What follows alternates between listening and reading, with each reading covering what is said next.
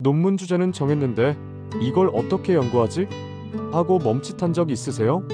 인터뷰, 실험, 관찰. 막상 하려니까 장비도 없고 사람 구하기도 어렵고 시간도 없죠. 그래서 결국 교수님한테 묻죠. 교수님, 이거 설문으로 해도 될까요? 그런데 말이죠. 설문조사도 그냥 하는 게 아니에요. 문항 만드는 것도 어렵고 신뢰도 검증도 해야 하고 이걸 통계로 분석해서 논문까지 써야 해요. 게다가 이게 연구로서 의미가 있을까? 하는 의심까지 들면 더 막막하죠.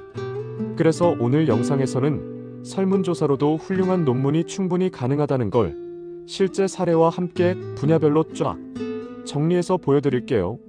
사회복지학, 교육학, 심리학, 행정학 전공이신가요? 이런 사회과학 논문에서는 설문조사가 정석이에요. 예를 들어 청소년의 스마트폰 사용 시간이 자존감에 영향을 미치는가?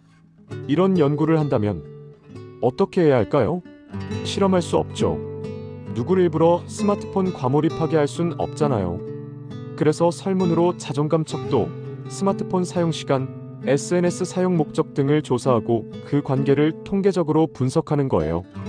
예를 들어 회귀 분석을 돌려서 SNS 사용 시간이 자존감에 유의미한 영향을 미친다고 말할 수 있게 되는 거죠.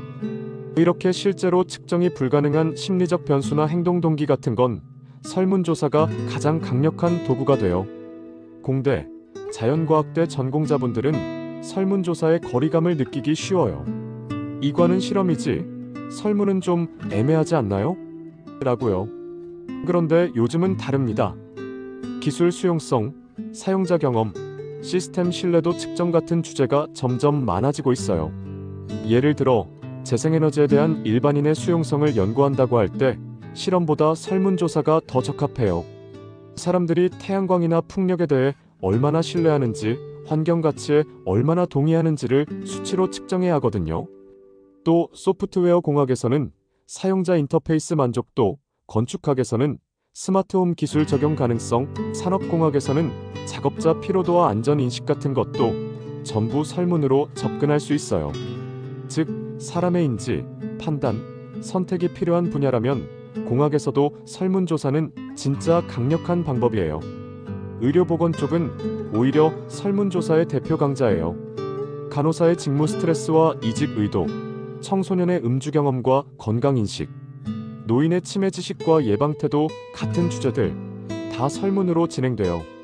특히 간호학, 보건학, 물리치료학 쪽 석사 논문에서는 직무 만족도, 스트레스 수준, 삶의 질, 건강 행태 같은 걸 수치로 표현해야 하니까 정량 설문이 거의 필수예요. 예를 들어 코로나 이후 간호사들이 느끼는 소진, 번아웃 수준을 알고 싶다면 직무 스트레스 척도, 소진 척도, 근무 환경 평가 항목을 설문으로 구성해요. 그리고 다중회귀 분석으로 어떤 요인이 영향을 미치는지 분석하는 거예요.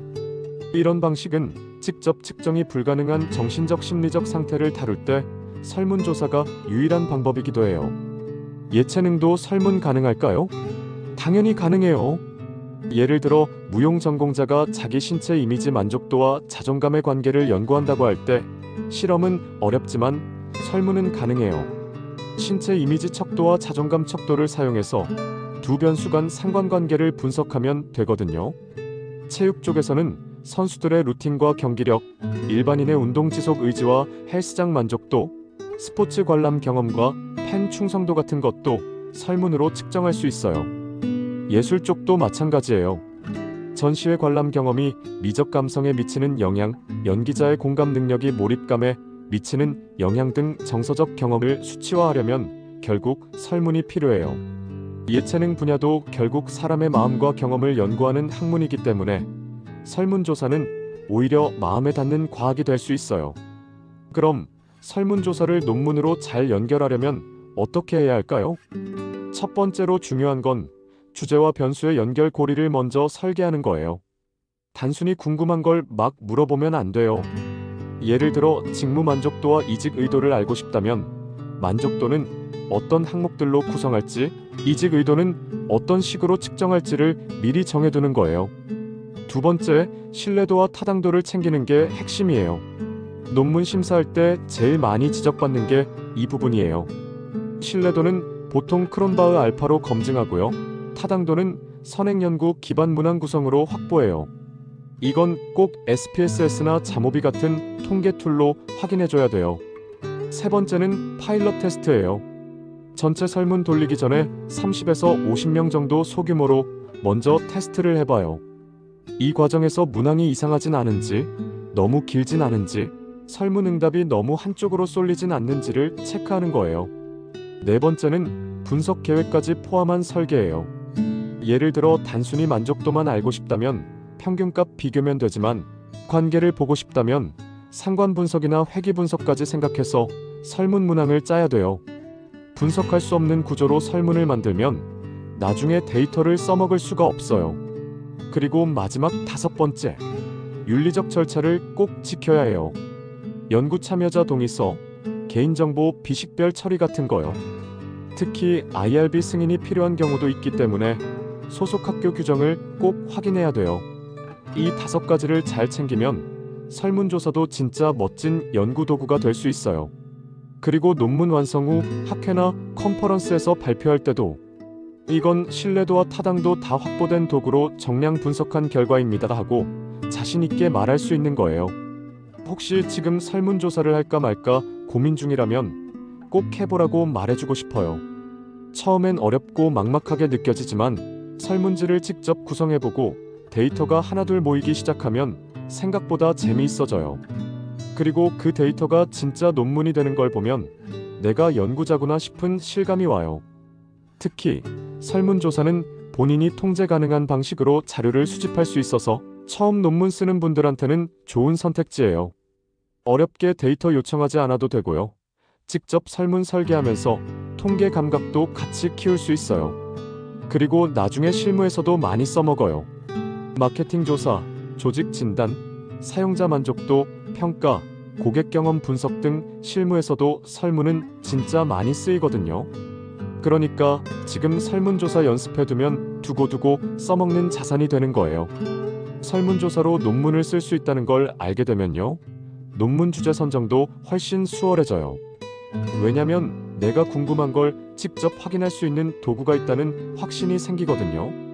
그리고 변수들 간의 관계를 증명해내는 과정은 논문뿐 아니라 세상을 보는 눈까지 바꿔줘요. 한번 설문 논문을 잘 써두면요. 학회 발표나 연구과제 지원할 때도 포트폴리오로 활용할 수 있어요. 특히 사회과학, 교육, 경영, 간호, 심리, 보건 쪽은 설문 기반 논문이 실무로 연결되기 좋아서 취업 준비에도 도움이 돼요.